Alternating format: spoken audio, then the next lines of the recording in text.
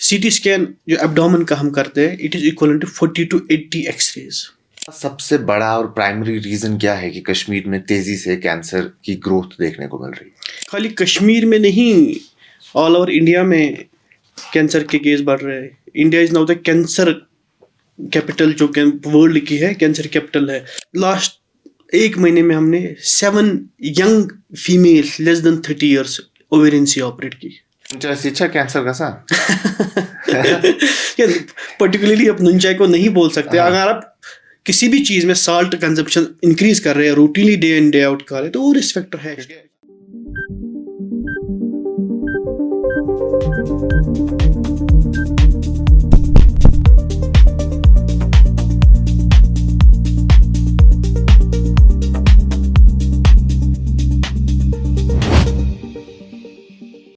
और जान पॉडकास्ट में आप तमाम नाजरीन का इस्तकबाल। जैसा कि आप सब जानते हैं, इस पॉडकास्ट के जरिए हम आपकी मुलाकात कई सारे डॉक्टर्स से कराते हैं। और आज हमारे स्टूडियो में मौजूद हैं डॉक्टर मुदस्सिर बशीर, जो कि सर्जिकल ऑन्कोलॉजिस्ट हैं। तो इनसे कैंसर के हवाले से बात करेंगे कि कश्मीर में कैंसर इतना क्यों बढ़ रहा है, उसके साथ साथ क्या कुछ वजूहात हैं और तमाम तर चीज़ें जो कैंसर के इर्द गिर्द घूमती है। सबसे पहले मुदस्सिर साहब, आपका शुक्रिया, आप हमारे स्टूडियो में तशरीफ़ लाए। इससे पहले कि हम कैंसर के बारे में बात करें, तो हर पॉडकास्ट की शुरुआत में हम डॉक्टर से उसके बारे में जानते हैं, क्योंकि ये सब जानना भी ज़रूरी है। तो आपने आपकी इब्तदाई तालीम, आपका MBBS, आपकी डिग्री कहाँ से हासिल की है और किस तरीके से आप ऑन्कोलॉजी की इस फील्ड में आए? शुक्रिया, सबसे पहले आपने यहाँ मुझे बुलाया। तो मैं डॉक्टर मुदस्सिर बशीर हूँ। मैंने MBBS अपना जम्मू से किया, एस्कॉम से। फिर मैंने GMC जम्मू से MS सर्जरी किया। तो उसके बाद मैंने MCH सर्जिकल ऑन्कोलॉजी किया टाटा मेमोरियल इंस्टीट्यूट गुवाहाटी से, जो one of the top institutes है कंट्री में। सर्जिकल ऑन्कोलॉजी का इंटरेस्ट मेरा, जब मैं MS जनरल सर्जरी ख़त्म की तो दिल्ली चला गया सीनियर रेजिडेंसी के लिए। तो वहाँ पे मैंने थोड़ी देर सर्जिकल ऑन्कोलॉजी में काम किया, तो वहीं पे मेरा इंटरेस्ट सर्जिकल ऑन्कोलॉजी में बन गया मेरा। तो तभी से मेरा इंटरेस्ट था कि मैं सर्जिकल ऑन्कोलॉजी में करूँ। तो उसके बाद मैंने MCH सर्जिकल ऑन्कोलॉजी में किया। जब मैंने सर्जिकल ऑन्कोलॉजी में MCH ख़त्म किया, उसके बाद मैं 1 साल वहाँ पे असिस्टेंट प्रोफेसर रहा टाटा मेमोरियल इंस्टीट्यूट में। तो उसके बाद मैं यहाँ पे नूरा में as a consultant surgical oncology में काम कर रहा हूँ 1-1.5 साल से। कश्मीर के हवाले से अगर डॉक्टर साहब बात करें, तो हम आए दिन सुनते हैं कि कई सारे कैंसर के केसेस देखने को मिलते हैं। इसका सबसे बड़ा और प्राइमरी रीजन क्या है कि कश्मीर में तेजी से कैंसर की ग्रोथ देखने को मिल रही है? कि खाली कश्मीर में नहीं, ऑल ओवर इंडिया में कैंसर के केस बढ़ रहे हैं। India is now the cancer capital, जो वर्ल्ड की है कैंसर कैपिटल है। Almost every year 15 lakh case will be diagnose with cancer, जो इंसिडेंस से बढ़ता जाएगा एवरी ईयर। कश्मीर में भी कैंसर बहुत कॉमन है। ऑल ओवर इंडिया में कैंसर बढ़ रहे हैं।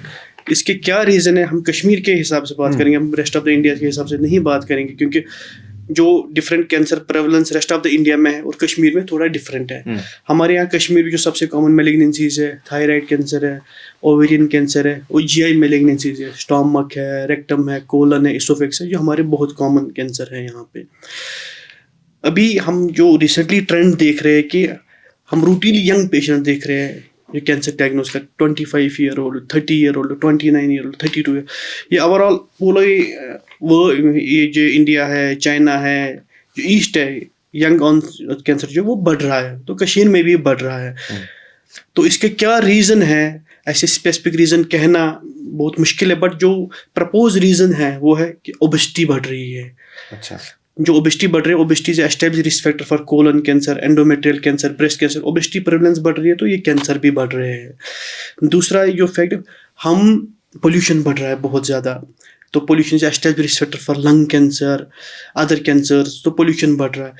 हमारा जो लाइफस्टाइल है, सेडेंटरी लाइफस्टाइल बढ़ गया है। पहले हम एक्सरसाइज करते थे, चलते थे, अब वो ख़त्म हो गया है। सारे लोग गाड़ियों में जाते हैं, वॉकिंग कम हो गई है, रनिंग कम हो गई है, तो सेडेंटरी लाइफस्टाइल भी बढ़ गया है।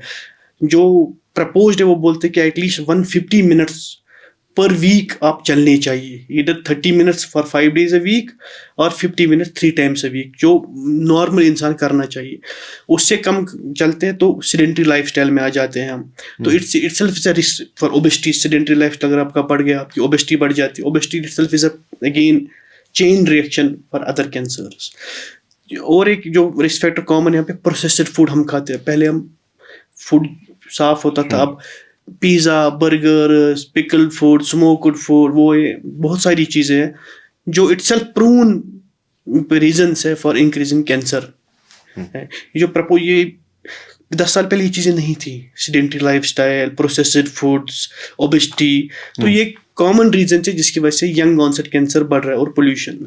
तो इवन वो आख चीज आत्मस जो काफी इंपॉर्टेंट है, तो इवन वो कि आजकल जो पेशेंट्स आ रहे हैं वो यंग भी हैं। बिल्कुल। जवानों में ये चीजें पहले तो बिल्कुल नहीं देखने को मिलती थी। अगर कश्मीर की बात करें, वहाँ क्या चीज ज्यादा प्रेवलेंट को? तो मैं आपको ये बताता हूँ कि लास्ट 1 महीने में हमने 7 young females less than 30 years ovarian C operate की। 1 महीने में 7 young females, 22 year old, 25 year old, 27 year old, 19 year old. ये इसलिए बढ़ रही है कि ये कॉमन जो यंग फीमेल में जो ओबेसिटी बढ़ रही है, उसकी वजह से इनमें जो PCOD सिंड्रोम है वो बढ़ रहा है, अर्ली मीनार्की हो रही है, लेट मीनोपॉज हो रहे हैं। ये एस्टेब्लिश रिस्क फैक्टर्स है ओवेरियन कैंसर्स के लिए। सो ये चीज़ें बढ़ रही है, ये कॉमन हो रही है, तो उसकी वजह से इंसिडेंस ओवेरियन कैंसर का बढ़ रहा है। Similarly in GI cancers, obesity is a proven factor. आप रेड मीट ज़्यादा खाते is a proven factor in ये GI कैंसर। स्मोकिंग, अल्कोहलिज्म, ये इंसिडेंस बढ़ रही है, they are proven risk factors for the GI cancer. जब इनकी इंसिडेंस बढ़ेगी तो ये चीज़ें तो होंगी। ये शायद जेंडर स्पेसिफिक थी, जेंडर स्पेसिफिक मतलब खवातीन में ज्यादा है, मर्दों में कम है, मर्दों में ज्यादा है, खवातीन में कम। कोई कैंसर फॉर GI मैलिग्नेंसी जो वो मेल्स में ज्यादा है, फीमेल्स में थोड़ा इंसिडेंस कम है। ऐसा नहीं कि उनमें नहीं होता, इतना ज्यादा डिफरेंस नहीं है। तो जो कैंसर्स आप बात कर रहे हैं, क्योंकि हम कश्मीर सेंट्रिक ही बात करेंगे, हमारी ऑडियंस या आपके जो टारगेट ऑडियंस है वो कश्मीर स्पेसिफिक ही ज़्यादातर रहती है। तो कश्मीर में पिछले जो कुछ साल की आप बात कर रहे हैं, सेडेंटरी लाइफस्टाइल हो गया है, हम ओबेसिटी बढ़ गई है, कुछ ऐसी चीज़ें हैं, जंक का ज़्यादा, प्रोसेस्ड फूड काफ़ी ज़्यादा इस्तेमाल कर रहे हैं। उसके अलावा भी क्या कैंसर का कुछ फैक्टर होता है? क्या ऐसा भी होता है कि अगर हमारे घर में, ख़ानदान में किसी को कैंसर है तो वो चांसेस हैं कि वो आने वाली नस्लों में? देखिए, कैंसर में जब इटियोलॉजी हम देखते हैं तो 2 टाइप्स के होते हैं। एक होता है कंजेनिटल रिस्क फैक्टर, दूसरा होता है एनवायरमेंटल रिस्क फैक्टर। कंजेनिटल, अगर आपके फैमिली में फॉर एग्जांपल ब्रेस्ट कैंसर है, उसके बेटी को 2 टाइम्स रिस्क फैक्टर होता है, 2 टाइम्स ज्यादा चांस है होने के एज कम्पेयर टू अदर जिसकी फैमिली में नहीं है। So these are genetic factors, these are established in almost all malignancies. अब एक्वायर्ड रिस्क फैक्टर्स है। एक्वायर्ड रिस्क फैक्टर यही, आपकी ओबेसिटी बढ़ गई, उसकी वजह से एस्ट्रोजन ज़्यादा बनता है, उसकी वजह से oestrogen proven risk factor for endometrial cancer, breast cancer. Smoking है, ये एस्टेब्लिश फैक्टर है एंडोमेट्रियल कैंसर के लिए, रिनल कैंसर के लिए, बिलेटरी कैंसर के लिए, लंग कैंसर के लिए, ओरल कैविटी कैंसर के लिए, लेरिंजियल कैंसर के लिए। स्मोकिंग इंसिडेंस बढ़ गई है तो ये कैंसर भी अब ज़्यादा हो रहे हैं। अब जिस बंदे ने स्मोकिंग 10 साल पे शुरू की होगी, 10-15 साल 20 साल के बाद तो ये इंसिडेंस आपको प्रेवलेंस आएगी। जो भी रिस्क फैक्टर है इनका इफेक्ट आपको 10-15 साल के बाद पता चलेगा। जो स्मोकिंग 10 साल 15 साल पहले जो इंक्रीज हुई है, पोल्यूशन इंक्रीज हो गया, ओबेसिटी इंक्रीज हुई, उनके अब रिजल्ट्स अब सामने आ रहे हैं। तो ये सारी चीजें ओवरऑल इसमें देखने को मिलती है। तो सबसे कॉमन क्योंकि आप सर्जन हैं, आप देखते हैं, आप सर्जरीज करते हैं, सबसे कॉमन क्या लेके आते हैं पेशेंट्स आपके पास? फीमेल्स में यहाँ पे thyroid cancer is very common. We have almost operate 40-50 thyroid cases in 1 year. Ovary, मैंने बोला हमने लास्ट महीने में ही 7 पेशेंट्स ये ओवरी यंग पेशेंट्स ऑपरेट की। तीसरा ओवेरियन पेशेंट फीमेल में ब्रेस्ट कैंसर है, most common cancer world wide. तो यहाँ पे भी ब्रेस्ट कैंसर बहुत कॉमन। ये फीमेल्स में हम रूटीनली ये 3 चीज देखते हैं, ब्रेस्ट, थायराइड और ये ओवेरियन कैंसर। ये कश्मीर में कॉमन। मेल्स में यहाँ पे रेगुलरली हमने जो कॉमनली देखा है stomach cancer, way operate almost 40-50 cases of stomach cancer. Colon यहाँ पे बहुत ज्यादा है, लंग कैंसर बहुत ज्यादा है और प्रोस्टेट कैंसर ज्यादा है। यानी हर एक चीज में अगर देखें तो कश्मीर में ये चीजें प्रेवलेंट हैं।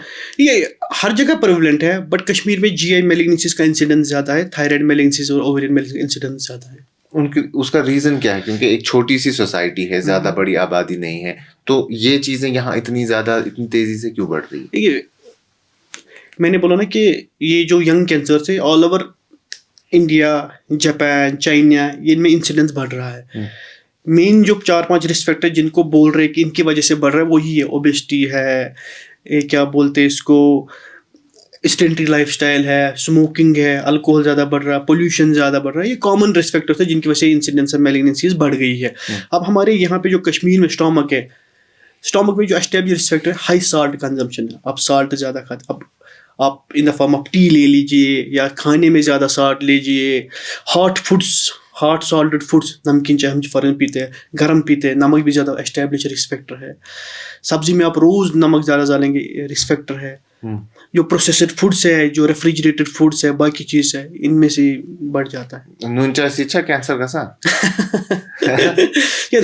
पर्टिकुलरली आप नून चाय को नहीं बोल सकते। अगर आप किसी भी चीज़ में साल्ट कंजप्शन इंक्रीज कर रहे हैं routinely day in day out कर रहे हैं, तो वो रिस्क फैक्टर है। क्योंकि आपके ही हॉस्पिटल से हमारे यहाँ गैस्ट्रोएंटरोलॉजिस्ट आए थे, उन्होंने कहा था कि अगर नमकीन चाय पीनी भी है तो एक मिकदार में पीनी है, हर कोई चीज में याद होते कर। हर कोई चीज़ आपको खानी है मिकदार में। Excess of everything is bad. आप कोई भी चीज़ एक्सेस कर रहे हैं तो उसके तो इफेक्ट्स होंगे ही। अब आप बोलेंगे पर्टिकुलरली नमकीन चाय को ब्लेम करेंगे तो ऐसा कहना गलत है, क्योंकि सी स्टोमक जो है उसके 20-30 रिस्क फैक्टर्स है। ओनली नमकीन चाय नहीं है, स्मोक्ड फूड है, जब तुझ होना तुझ जो स्मोक्ड फूड है, तंदूरी चिकन है जो स्मोक्ड होता है, पिकल फूड है, आंचार है, कंटेमिनेटेड वाटर है, they are all established risk factors for C stomach. और दूसरा जो होता है एक established risk factor, that is called gastritis, H. Pylori gastritis, जो पाथवे होता है, कोरिया पाथवे, उसके थ्रू उसका कैंसर बन जाता है। सो खाली नमकीन चाय को बोलना गलत होगा। ये अब किसी पेशेंट में 10 रिस्क फैक्टर है, फॉर एग्जाम्पल ओबेसिटी है, स्मोक भी कर रहा है, नमकीन चाय भी पी रहा है, स्मोक्ड फूड भी खा रहा है, पिकल फूड भी खा रहा है, तो उसमें ज़्यादा इंसिडेंस है। अब किसी का एक रिस्क फैक्टर है तो उसमें इंसिडेंस ऑटोमेटिकली कम होगा। बट ये proven high salt consumption is a proven risk factor, establish risk factor for C stomach. Mudassir sahab, हमारे यहाँ कश्मीर में जो खाने पीने की हैबिट्स हैं वो आपको मालूम है, क्योंकि आप भी तो टिश्यू कोशरी। क्या हमारी हैबिट्स ऐसी हैं जिनको अगर कंट्रोल नहीं करें तो वो प्रॉब्लमैटिक बन सकती है? हर जगह प्रॉब्लम होगी और प्रॉब्लम हो रही है, हम देख रहे हैं। जहाँ पे मैं ट्रेनिंग कर रहा था, फॉर एग्जाम्पल मैं आपको वहाँ की बात बताता हूँ, डेली हम 10 यंग कोलन के कैंसर देखते थे daily. 25 I operate 24 year old, 20 year old colon cancer, stomach का कैंसर 25 साल का, 30 साल का, जीबी का कैंसर 18 साल का, 20 साल का। परसों हमने एक पेशेंट देखी CA ओवरी 19 ईयर ओल्ड, नहीं परसों में एंडोस्कोपी रूम में था, 29 year old CA stomach, 29 year old unmarried mail. So we are seeing these patients day in day out, young patients presenting with non-specific symptoms. Young patient usually क्या होता है, ignore करता है symptoms। 28 ईयर ओल्ड है, stomach में ऐसी fullness लग रही है, कुछ नहीं होगा, गैस्ट्राइटिस होगा, कि वो एक्सपेक्ट नहीं करता इस एज में कैंसर होगा, और वो पेंटॉप टेबलेट लेता है, किसी के बच जाता है, वो ऐसे बोलता हो जाएगा ठीक, तो फिर कैंसर होता है, वो लोकली एडवांस हो गया, बढ़ गया होता है। सो अब वो जो मिथ था कि यंग में कैंसर नहीं होगा, वो नहीं है। अब यंग पेशेंट भी अगर होगा, उसको सिम्टम्स है, it is better to get evaluated early, because we are seeing day in day out. हमारे ओपीडी में आजकल यंग पेशेंट ज़्यादा होते हैं देन ओल्ड पेशेंट। अच्छा, ये चीज़ मैं आपसे एक बार फिर से पूछूंगा, जैसे आपने कई सारे रीजंस बताए कि ये रीजंस होते हैं और फिर जाके कैंसर होने के चांसेस हैं, लेकिन एक 18-19 साल का बच्चा है, लड़की है, लड़का है, उनमें तो ये चीज़ें बहुत कम होती हैं, तो फिर वो क्यों इतने? मैंने पहले ही बोला कि 2 फैक्टर्स होते हैं, एक जेनेटिक फैक्टर होते हैं, एक एनवायरमेंटल फैक्टर होते हैं। उनमें जो यंग ऑनसेट है उनमें जेनेटिक फैक्टर भी होते हैं, और कोलन कैंसर एक सिंड्रोम्स होते हैं, और फैमिलियल एडेनोमेटोसिस पॉलिपोस, उसमें यंग एज पे ही पॉलिप बन जाते हैं, तो वो पॉलिप 7-8 साल में, 10 साल में कैंसर बन जाते हैं। यंग एज में आपको 10 साल 12 साल में पॉलिप बन गया, आपको पता नहीं है, सिम्टम है नहीं, तो 10 साल में वो कैंसर बन जाते हैं, आपको पता चल जाता है। It is genetic syndrome, mutation होती है जीन एक में, तो उसकी वजह से बन जाते हैं। सिमिलरली अदर सिंड्रोम्स है, लाफ्रामोनी सिंड्रोम है, क्या बोल पीट-जोगर सिंड्रोम है, उनमें यंग ऑनसेट में होने के चांस होते हैं, बिकॉज उनमें पॉलिपोसिस, अल्टीमेटली जो कैंसर बनता है कोलन में या रेक्टम में पॉलिप से बनता है। तो उनमें यंग ऑनसेट एज में पॉलिप्स बन जाते हैं, उस पॉलिप की वजह से फिर कैंसर होता है यंग एज में। यानी अगर किसी की फैमिली में किसी को कोलोरेक्टल कैंसर है तो उन्हें टाइमली तौर पे चेक कराना जरूरी है। नहीं, ये अभी मैं आपको कोलन के या रेक्टम के अभी 2-3 साल पहले गाइडलाइन ये थी कि 50 साल के बाद हर किसी मेल को स्क्रीनिंग कोलोनोस्कोपी होनी चाहिए कैंसर डिटेक्ट करने के लिए। अभी because of rising incidency young patients, अभी गाइडलाइन चेंज हो गई है, अब 45 कर दिया है, कुछ कंट्रीज में 40 कर दिया है। 40 एज पे ही आप स्क्रीनिंग कोलोनोस्कोपी अपनी करवाइए, क्योंकि कैंसर जो कोलन और रेक्टम का है इंसिडेंस बढ़ रही है। ये उनके लिए भी जिनके घरों में ऐसा कुछ, हाँ, जिनके घर में, सबके लिए। अब जिनका घर में है, फॉर एग्जांपल किसी के घर में कैंसर हो गया कोलन में 30 साल, उसमें गाइडलाइन कहती है कि अगर उसके घर में 30 साल पे हो गया तो 10 साल पहले आप फैमिली मेम्बर जो उसके बेटे हैं उनको कराइए, ओके ताकि हम उसको अगर इंसिडेंट बढ़े वो अर्ली डिटेक्ट कर पाए। ओके तो उनमें एटलीस्ट 10 साल पहले, कुछ जगह 5 साल है, कुछ जगह 10 साल है, करनी चाहिए, ताकि हम उनको कर पाए डिटेक्ट अर्ली, क्योंकि उनमें इंसिडेंस बढ़ जाता ज़्यादा है। बढ़ जाती है। क्या हमारे यहाँ कश्मीर में इतनी फैसिलिटी है कि हम यहाँ सारे कैंसर का ट्रीटमेंट कर सकते हैं? ये एक बहुत अच्छा सवाल पूछा आपने। अगर मुझे 10 साल पहले पूछे, 10 साल पहले यहाँ पे surgical oncologist, medical oncologist, radiation oncology की बहुत कमी थी। अभी ऐसी कोई कमी नहीं है। There are well trained people here who are better trained outside, और सारे बाहर से ही, क्योंकि यहाँ पे एकेडमिक प्रोग्राम सर्जिकल ऑन्कोलॉजी का कहीं चलता नहीं है, तो all people are trained from outside और वेल ट्रेन्ड, ऐसा कुछ नहीं है। मेडिकल ऑन्कोलॉजिस्ट हमारे स्किम्स में 10 साल से प्रोग्राम चल रहा है, तो एनफ मेडिकल ऑन्कोलॉजिस्ट है। रेडिएशन ऑन्कोलॉजी यहाँ प्रोग्राम चल रहा है बहुत साल से, तो है लोग है, कॉम्पिटेंट लोग है जो ये टैकल कर सकते हैं, तो करते हैं। ऐसे जितने पेशेंट आते हैं अच्छे से मैनेज होते हैं। तो अब पेशेंट टू पेशेंट डिपेंड करता है, कोई बिल्कुल। बाहर जाना फिर चाहता है, क्यों कोई- प्रेफर करते हैं बाहर जाना, दिल्ली, बॉम्बे जैसी देखिए जगहों? इसमें बहुत रीज़न है। हम्म, एक मैं आपको बोलूँगा, एक ट्रस्ट डेफिसिट है। मैं बोला 10 साल पहले सर्जिकल ऑन्कोलॉजिस्ट नहीं थे यहाँ पे, अभी ऑलमोस्ट 8 से 10 ट्रेंड सर्जिकल ऑन्कोलॉजिस्ट हमारे कश्मीर में है, वेल ट्रेंड है। हम्म, दूसरा ये कि यहाँ पे प्रॉब्लम क्या होती है, पेशेंट पहले जाता है मेडिकल ऑन्कोलॉजिस्ट के पास, फॉर एग्जांपल वो बोलता है कीमोथेरेपी देंगे, वो जाता है फिर रेडिएशन ऑन्कोलॉजी, वो बोलता है रेडिएशन करेंगे। हम्म, तीसरा जाता है फिर सर्जिकल, वो बोलते हैं मैं सर्जरी करूँगा। पेशेंट कन्फ्यूज हो जाता है कि एक ने मुझे बोला सर्जरी, एक ने बोला रेडिएशन, एक ने बोला कीमोथेरेपी। तो पेशेंट कंफ्यूजन में चला जाता है। पेशेंट ऑलरेडी जो कैंसर पेशेंट है, एक कैंसर पेशेंट का मामला, पूरी फैमिली इन्वॉल्व होती है इसमें। बिल्कुल।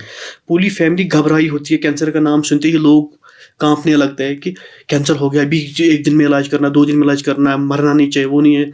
तो लोग फिर बोलते हैं कि हम बाहर जाएंगे, क्योंकि जब उनको 3 डिफरेंट ओपिनियन मिलती है तो उनका ट्रस्ट लॉस हो जाता है कि 3 लोगों ने मुझे 3 चीज़ें बोली, तो मैं क्या करूँ। तो वो फिर चले जाते हैं बाहर। बाहर कुछ लोग भी अच्छी जगह जाते हैं जहाँ पे स्टैंडर्ड ट्रीटमेंट होता है, कुछ लोग they follow in wrong hands जहाँ पे स्टैंडर्ड ट्रीटमेंट नहीं होता है, प्रोटोकॉल फॉलो नहीं होता। इसलिए एक कंसेप्ट आया है ऑन्कोलॉजी में, that's called MTB, multi disciplinary tumour board. Multiple disciplinary tumour board क्या होता है, उसमें जब भी कैंसर पेशेंट आता है एक बोर्ड बैठता है, उसमें सर्जिकल ऑन्कोलॉजिस्ट भी होता है, मेडिकल ऑन्कोलॉजिस्ट भी होता है, रेडिएशन ऑन्कोलॉजिस्ट भी होता है, रेडियोलॉजिस्ट भी होता है, ऑन्कोपैथोलॉजिस्ट भी होता है। तो वो पेशेंट डिस्कस होता है कि ये पेशेंट है, फॉर एग्जांपल CA ब्रेस्ट है, क्लिनिकली स्टेज 2 लग रहा है, इसको क्या करेंगे हम। तो पेशेंट का केस जब डिस्कस होता है बोर्ड में, तो अपनी ओपिनियन सर्जन भी देता है, रेडिएशन भी देता है, तो केस डिस्कस होता है, उसमें एविडेंस आई है कि इन पेशेंट्स में स्टैंडर्ड ट्रीटमेंट फॉलो अच्छे से होती है और इनका आउटकम बेटर है, जो Okay. पेशेंट MTB में डिस्कस होते हैं। हर किसी रीजनल कैंसर सेंटर में MTB बोर्ड होता है, हर कोई पेशेंट डिस्कस होता है। मेजॉरिटी ऑफ द पेशेंट, जो हमारे टाटा में था वहाँ पे 3 दिन हेड एंड नेक कैंसर का बोर्ड होता था, 2 दिन ब्रेस्ट कैंसर बोर्ड होता था, 2 दिन अपर GI का होता था, 2 दिन लोअर GI का होता था, 1-2 दिन सॉफ्ट टिश्यू ट्यूमर का। हर कोई केस डिस्कस होता था कि इस पेशेंट का क्या। उससे क्या होता है, पेशेंट को कॉन्फिडेंस मिलता है कि मेरा केस 5 लोगों ने डिस्कस किया, तो इस बोर्ड में जो मीटिंग में ट्रीटमेंट का ये ठीक ही होगा, क्योंकि 5 लोगों ने डिस्कस किया तो स्टैंडर्ड ठीक ही होगा। जब वो 3 जगह 3 लोगों के पास जाता है, 3 डिफरेंट डिसीजन देते हैं, उसका ट्रस्ट थोड़ा बहुत डिफ्यूज हो जाता है, वो बाहर चला जाता है। बिल्कुल। बाहर फिर कहाँ जाता है वो फिर ऊपर वाले को पता है, वो क्या उसकी कहाँ मर्जी होती है। बट इसलिए क्योंकि MTB बोर्ड, MTB है, बहुत जरूरी है। जैसे आपने कहा कि यहाँ ट्रस्ट डेफिसिट है, तो कश्मीर में MTB की कितनी जरूरत है? नहीं, MTB बोर्ड हर किसी जगह होना चाहिए, हर किसी हमारे पास देखो, रेडिएशन ऑन्कोलॉजिस्ट प्राइवेट में है नहीं, यहाँ पे गवर्नमेंट सेटअप में ही है, GMC श्रीनगर में है और स्किम्स में है, प्राइवेट में है नहीं अभी कहीं पे। मेडिकल ऑन्कोलॉजिस्ट प्राइवेट में है, और हमारे पास मेडिकल ऑन्कोलॉजिस्ट है। हमारे पास जब भी पेशेंट आता है, हम मेडिकल ऑन्कोलॉजिस्ट से डिस्कस करते हैं कि हम पहले इसको कीमोथेरेपी दे कि सर्जरी दे, और these things have importance in outcome. For example आपका ब्रेस्ट कैंसर है T2N0 जो स्टेज 2 है, फॉर एग्जाम्पल 1B है, तो उसका हमारा एक होता है IHC ERPR HER2। अगर ERPR पॉजिटिव होगा तो हम पहले सर्जरी कर सकते हैं। अगर ERPR नेगेटिव है, it is better to give chemotherapy first, outcome better है। तो उस पेशेंट को अगर ट्यूमर बोर्ड में डिस्कस करेंगे तो ट्यूमर बोर्ड में यही कंसेंसस निकलेगा कि पेशेंट को कीमोथेरेपी दे दो, उसके बाद आउटकम बेटर है। ठीक है।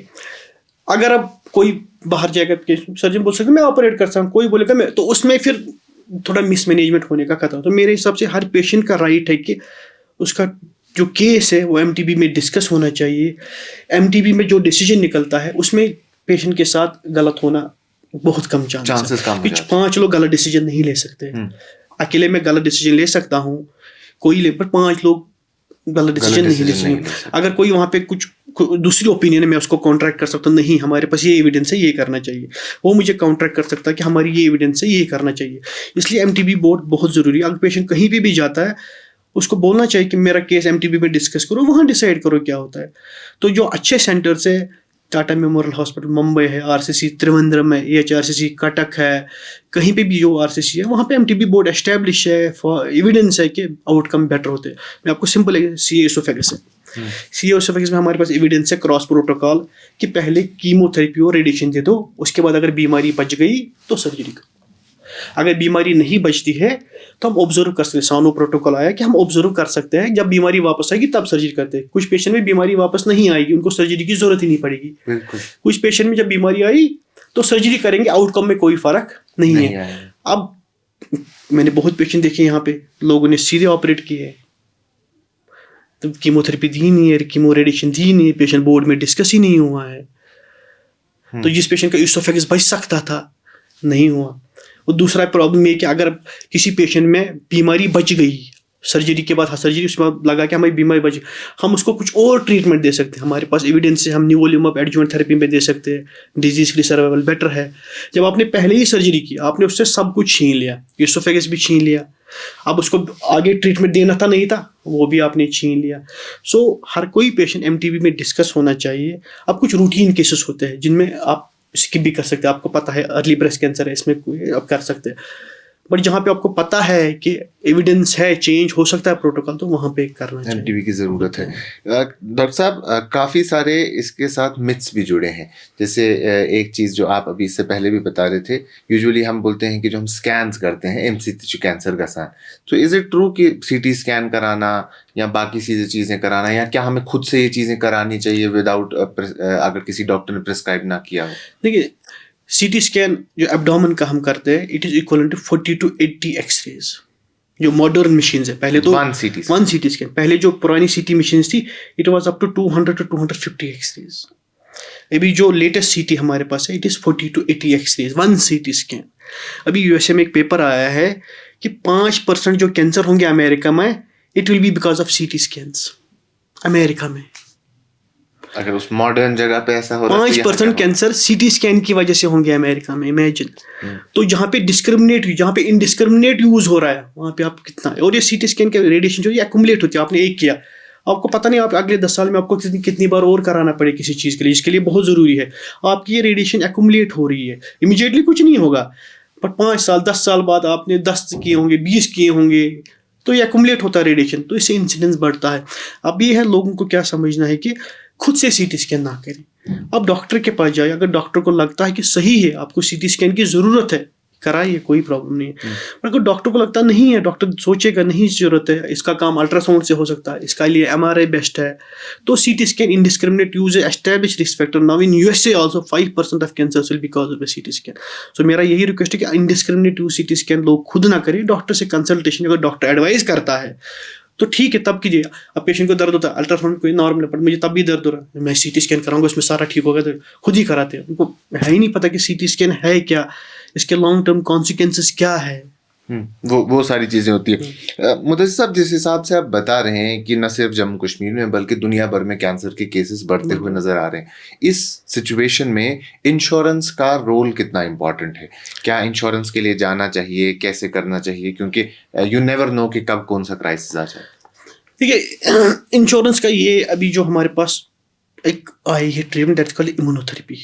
ऑलमोस्ट हर किसी कैंसर में आ रहा है, स्टमक में भी आ गया है, रेक्टम में भी आ गया है, इसोफेगस में भी आ गया है, ब्रेस्ट में है ही, टीएनबीसी में, ब्लैडर में भी आ गया। ऑलमोस्ट हर किसी कैंसर में इम्यूनोथेरेपी का रोल आ गया। इम्यूनोथेरेपी जो रूटीन पेम्ब्रोलिज़ुमैब है, निवोलिमैब है, it costs 8 to 10 lakh per year. That's a huge amount for a middle class person. It's a huge. और आपको पता नहीं, आपको 2 साल देनी पड़ी, 3 साल देनी पड़ी, वो भी पता नहीं, वो डिपेंड करता है रेस्पॉन्स कितने टाइम के लिए आपको आएगा।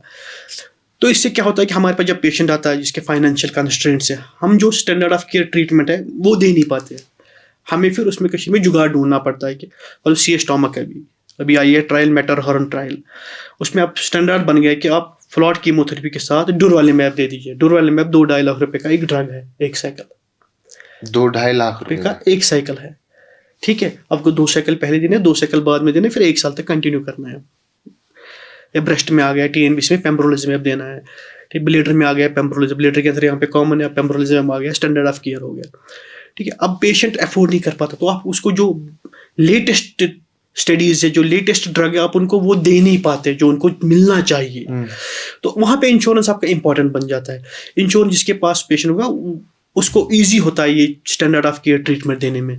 जिसके पास नहीं होगा उसको आप ये स्टैंडर्ड ऑफ केयर ट्रीटमेंट नहीं दे पाते और आउटकम डिफरेंट होंगे। जिसको स्टैंडर्ड ऑफ केयर जो एस्टेब्लिश फर्स्ट लाइन ट्रीटमेंट है जो देंगे उसका आउटकम डेफिनेटली बेटर होगा, प्रूवन है। और जिसको आप उससे इन्फीरियर देंगे उसका आउटकम डेफिनेटली इन्फीरियर होगा। अब रिलीजियस पॉइंट ऑफ व्यू से वो क्या है मुझे वो पता नहीं है, but as a clinician, as a surgical oncologist, जो ऑन्कोलॉजी के हम डील करते हैं, हमारे हिसाब से insurance is better for giving a standard of care to the patients, health insurance. बिल्कुल। जो अब आप सारी बातें अंडरलाइन कर रहे हैं क्योंकि आपने सारे पॉइंट्स इसमें क्लियर कर दिए, तो एक नॉर्मल लेमैन को किन चीज़ों का ख्याल रखना है टाइमली तौर पे ताकि वो इन ऐसी बीमारियों से, एक तो जिसमें पैसा भी बहुत लगता है, टाइम कंज्यूमिंग भी है, और जैसा आपने भी कहा कि एक इंसान को अगर घर में होता है तो पूरी फैमिली इसमें इन्वॉल्व हो जाती है, तो किस तरीके से बचा जा सकता है? ये सबसे पहले इंपॉर्टेंट आपको प्रिवेंटिव देखना पड़ेगा, आपको अपनी हेल्थ के लिए देखना पड़ेगा। ओबेसिटी अवॉइड करनी है, आपको रेगुलर एक्सरसाइज करनी पड़ेगी, वेट मेंटेन रहे, हेल्दी खाना खाना है, प्रोसेस्ड फूड आपको ज़्यादा नहीं खाना है, स्मोकिंग अवॉइड करनी है, अल्कोहल अवॉइड करना है, रेगुलर एक्सरसाइज करनी है। ये आपको इंसिडेंस कम करे क्योंकि एस्टेब्लिश रिस्क फैक्टर्स है कैंसर में। जो लंग कैंसर में एस्टेब्लिश है, कोलन में है, कुछ एंडोमेट्रियम में, कुछ ओवरी में, जब आप ये चीज़ें करोगे तो उनसे आपका इंसिडेंस कम होगा। फिर दूसरा है कि अगर आप किसी पेशेंट को सिम्टम होते हैं तो उन सिम्टम्स को इग्नोर ना करें। फॉर एग्जाम्पल मैंने बोला 29 ईयर ओल्ड, मैंने सी स्टमक दिया, वो बोला मुझे 6 महीने से यहाँ पे फुलनेस में थोड़ा सा खाता हूँ तो हाँ फुलनेस में सुबह मगल में आई है, it's a very advance symptom. ये फीमेल्स में सी ओवरी में एडवांस सिम्टम है और मेल्स में सी स्टमक में एडवांस सिम्टम है कि अर्ली फुलनेस। आपने थोड़ा सा खाया आपको लगा मैं आई एडमिशन जरूरत है, पता है क्या इनको लाइट। उन 6 महीने उसने वेट किया है, then he landed upon endoscopy. 6 महीने उसने सिम्टम को ऐसे ही रखा है। ओके। तो अगर आपको लगता है 5 दिन 10 दिन ये सिम्टम इंप्रूव नहीं हो रहा है, आप डॉक्टर को कंसल्ट करें, सिंपल एंडोस्कोपी पता चलेगा कि ठीक है सब कुछ, कोई घबराने वाली बात नहीं है। तो मेरा एक सिम्टम्स लाइटली नहीं, हमारे पास 2-3 ओवरी पेशेंट आए, बोलते कि कुछ ये खुद फोक मैं उन्हें पेशाब इन्फेक्शन कहीं चीज ठीक, simple ultrasound could have detected कि ओवेरियन सिस्ट है, कुछ है नहीं है, तो नहीं किया है। तो अब जब वो आए तो एडवांस डिजीज है, तो अपने सिम्टम्स को इग्नोर नहीं करना है। तो सिम्टम जब आप अर्ली कंसल्टेशन लोगे, ठीक है सब कुछ ठीक है, तो आपका भी मेंटल सेटिस्फेक्शन होगी, कोई प्रॉब्लम नहीं है। कोई चीज़ अगर है खुदा ना खासा तो जल्दी पिकअप हो जाएगी, तो ट्रीटमेंट हो सकता है। और मैलिग्नेंसी में रूल है कि आप क्योर तभी दे सकते हो जब आपने डिजीज़ को अर्ली डिटेक्ट किया। डिजीज़ लोकली एडवांस हो सकती है, क्योर बहुत मुश्किल है। मैं सी स्टमक की आपको बात बताता हूँ, 20% 5 ईयर सर्वाइवल, 5 साल के बाद 20% लोग जिंदा होंगे 5 साल के बाद ओवरऑल। अब अर्ली होंगे उसमें, उनमें 60-70% तक जाता है, लोकली एडवांस होता है उनमें 8-10% तक जाता है 5 ईयर सर्वाइवल। सो किसी भी कैंसर को अर्ली अगर पिक किया जा सकता है तो उसको ट्रीट कर सकते हैं। मैंने पेशेंट देखे सी एसोफेगस 15-15 साल जिंदा है, मैंने सी एसोफेगस ऑपरेट किया 6-6 साल से जिंदा है, ऐसे कुछ नहीं काम कर रहे हैं। स्टमक हमने देखे 10-10 साल, बट जब उन्हें अर्ली पिक किया तो ट्रीट हो गए। तीसरा ये है कि आपको चूज करना पड़ेगा कि आप जो जिसका डॉक्टर उसके पास जाना पड़ेगा, आपको ऑन्कोलॉजी के ऑन्कोलॉजिस्ट के पास जाना पड़ेगा, तो क्योंकि वो आपको स्टैंडर्ड ऑफ केयर ट्रीटमेंट दे सकता है। आप कहीं पे भी नहीं जा सकते हैं, आपको स्पेशलिस्ट डॉक्टर के पास जाना जो इसका ट्रेनिंग ले चुका है, जो इसके बारे में जानता है कैसे ट्रीटमेंट करता है, तो वो आपको करना पड़ेगा।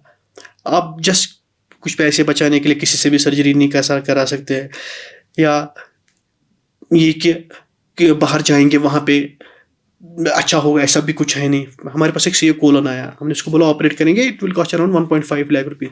Same patient went outside Delhi, spend 15 lakh rupees, 15 came back. Point हट गया बीच में से, पॉइंट हट गया, और हमारे पास फिर ड्रेसिंग करने आया कि फ्री ड्रेसिंग करो जी। So it is important to understand कि ऐसी केमिस्ट्री चुका सुनते हुए कार चुका। पहले प्रिवेंशन आप कीजिए, अपनी हेल्थ को मेंटेन रखिए, सिम्टम्स को लाइटली मत लीजिए, हम्म, क्योंकि यंग ऑनसेट कैंसर हम डे इन डे आउट देख रहे हैं उसको। आप मत ये सोचे कि आपको नहीं हो सकता। हमारे पास जस्ट 3 महीने पेशेंट आ गया, एक सी रेक्टम 20-22 साल का, रेडिएशन लगी थी, कीमो लगी थी, अब उसकी सर्जरी करना था। अब सर्जरी, रेक्टम पे इतना नीचे ट्यूमर था कि उसका रेक्टम नहीं बच सकता था, स्टोमा परमानेंट होगा। और वो 6 महीने से घूम रहा था, मुझे कोई बोलेगा कि मैं स्टोमा बचाऊंगा, जो बच नहीं सकता था। अमेरिका में भी ज़्यादा नहीं बच सकता था, 3 सेंटीमीटर पे कैंसर था, नहीं बच सकता था। सो हम ये यंग पेशेंट्स रूटीनली देखते हैं अपने सिम्टम्स को, एक ब्लीडिंग पीआर है आपको, अर्ली फुलनेस है, एब्डोमिनल डिस्टेंशन है, वेट लॉस हो रहा है, unexplained weight loss, more than 10% जो वेट लॉस होता है हम उसको सिग्निफिकेंट मानते हैं। अगर आप किसी का 70 kg वेट था, आप 63 हो गया, 10 kg 7 kg 10% हो गया, सिग्निफिकेंट वेट। इन सिम्टम्स को इग्नोर ना करें। उसके बाद अगर आपको खुदा ना करे कोई डिटेक्ट हो, तो आप जो इसके स्पेशलिस्ट है उसके पास जाइए, स्टैंडर्ड ऑफ केयर ट्रीटमेंट जो है उससे ले लीजिए।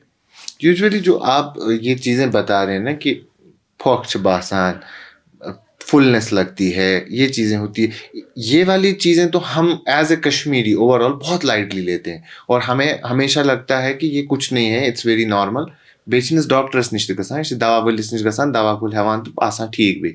फिर कैसे वो अवेयरनेस की ज़रूरत कितनी कि ज़्यादा? हमारे पास भी पेशेंट आते हैं, हम उनको डायरेक्टली कुछ नहीं कराते। पहले हम देखते हैं, ओके एग्जामिन करें, अगर एग्जामिन में हमें कोई एबनॉर्मल क्लिनिकल फाइंडिंग नहीं लग रही, कोई लंप नहीं लग रहा है, कोई एसाइटिस नहीं लग रहा है, कुछ नहीं लग रहा है, एब्डोमेन सॉफ्ट लग रहा है, हम पहले इसको कंजर्वेटिव ट्रीटमेंट करते हैं। पहले बोलते हैं स्पाइसी फूड अवॉइड करो, स्मोकिंग अगर कर रहे हैं वो अवॉइड, और पेंटाप्राजोल है कुछ एंटी जो देते हैं स्टोमक के लिए जो देते हैं। तो उसके बाद अगर परसिस्टेंट उसको हो रही ट्रीटमेंट के दिन, इट्स अ फ्लैग साइन कि नहीं, इसको पेशेंट को इवेलुएट की ज़रूरत है। सो हर किसी पेशेंट का अगर डॉक्टर के पास जाएगा, गैस्ट्रोएंटरोलॉजिस्ट के पास जाएगा, सर्जिकल गैस्ट्रोएंटरोलॉजिस्ट के पास जाएगा, सर्जिकल ऑन्कोलॉजिस्ट एग्जामिन करके उसको लगेगा ज़रूरत है वो कराएगा, नहीं लगेगा तो नहीं कराएगा। नहीं कराएगा। अगर परसिस्टेंट सिम्टम हो रहे हैं तो फिर कराना ही है। हम्म, तो इसलिए कि आपको, इसलिए ज़रूरी है कि आप स्पेशलिस्ट के पास जाए, बिल्कुल। ताकि वो डिटेक्ट करे कि इसको ज़रूरत है कि नहीं है, हम्म, और आप उसको फॉलो अप करिए। अगर आप ठीक हो गए थे, दोबारा डॉक्टर साहब ठीक हो गया, ओके, नहीं ठीक हो गया दोबारा जाइए, नहीं ठीक हो रहा तो उसके बाद अब डायरेक्टली जाना, एंडोस्कोपी कराना, सीटी स्कैन करना, वो भी फिजिबल नहीं है, क्योंकि फाइनेंशियल कंस्ट्रेंट्स होते हैं। गवर्नमेंट सेटअप में ऑलरेडी बहुत वर्कलोड होता है, वहाँ पे फर्दर इसका पड़ जाता है ओवरलोड, और जिन पेशेंट को जरूरत है उनको फिर डेट लेट मिल जाता है। सो बेटर है कि स्पेशलिस्ट के पास जाए, वो देखेगा, उसको लगेगा कराएगा, नहीं लगेगा नहीं कराएगा। बिल्कुल। बिफोर वी एंड दिस, अगर तो ये वनियो कि मेजर डूज एंड डोंट्स क्या है, या वन पीस ऑफ एडवाइस जो लोगों के लिए आप बताएं जिससे वो अवेयर भी हो जाएं और थोड़ा उन्हें बेटर अंडरस्टैंडिंग भी हो। मेरा यही है कि आप रेगुलर एक्सरसाइज कीजिए, डाइट कंट्रोल करिए, जो हम एक्स्ट्रा, जो हमारे यहाँ जो रिक्वायरमेंट 2000 किलो कैलोरीज है, अगर हम लॉन्ग टर्म में 3000 किलो कैलोरीज का हमारा वेट गेन हो जाएगा, तो ओबेसिटी अवॉइड करनी है, स्मोकिंग अवॉइड करनी है, अल्कोहल तो यहाँ पे बहुत कम है तो अल्कोहल अवॉइड करना है, जो क्या बोलते हैं इसको, एक्सरसाइज करनी है रेगुलरली। और कोई भी सिम्टम जो है उसको लाइटली नहीं लीजिए, कंसल्ट कीजिए, भले ही गवर्नमेंट हॉस्पिटल में करे, कहीं भी करे, स्पेशलिस्ट से कंसल्ट करें, इवेलुएट करें, ताकि अगर कोई 10 पेशेंट अगर आते हैं स्टमक फुलनेस में, 9 पेशेंट को कुछ नहीं होगा, सिम्टम होगा रूटीन गैस्ट्राइटिस होगा, एक पेशेंट को हो सकता है कुछ, पर अगर वो पेशेंट एक जल्दी डिटेक्ट हो तो वो क्योर हो सकता है। अगर वो इग्नोर करेगा तो उसकी लाइफ तो फिर बहुत बहुत मुश्किल मुश्किल हो जाती है। Thank you so much doctor Mudassir Bashir साहब, आपने एक ओवरऑल व्यू दिया कि किस तरीके से हम इसे ट्रीट कर सकते हैं और कितनी प्रेवलेंस कश्मीर में देखने को मिल रही है। तो ये थे डॉक्टर मुदस्सिर बशीर, जो कि सर्जिकल ऑन्कोलॉजिस्ट हैं नूरा हॉस्पिटल में। उन्होंने बताया कि न सिर्फ कश्मीर में बल्कि ओवरऑल दुनिया में कैंसर केसेस आजकल काफ़ी ज़्यादा देखने को मिल रहे हैं, लेकिन हम कश्मीर स्पेसिफिक जब बात करते हैं तो यहाँ भी वो तमाम तर चीज़ें इन्होंने बताई, वो पैरामीटर्स बताए। और उसके साथ साथ एक बात जो हर डॉक्टर से हम अक्सर बेशतर सुनते हैं वो है कि किस तरीके से आपको अपनी बॉडी पे जो वेट गेन होता है उसे कंट्रोल करना है। फिजिकल एक्टिविटी आज के टाइम पे काफ़ी ज़्यादा ज़रूरी है, जैसा डॉक्टर साहब ने भी बताया कि सेडेंट्री लाइफस्टाइल हो गया, इससे बिहती रोज़ा एक सी जाए कम छिन करा ज़्यादा की, तो वो चीज़ों पे ख्याल रखना है और टाइमली एडवाइस लेने की ज़रूरत है एक स्पेशलिस्ट डॉक्टर से, ताकि जो ये केसेस बढ़ते हुए नज़र आ रहे हैं उनमें आने वाले दिनों में कमी देखने को मिलेगी। अभी के लिए इतना ही, बाकी तमाम मज़ीद मालूमात के लिए बने रहें कश्मीर लाइफ के साथ।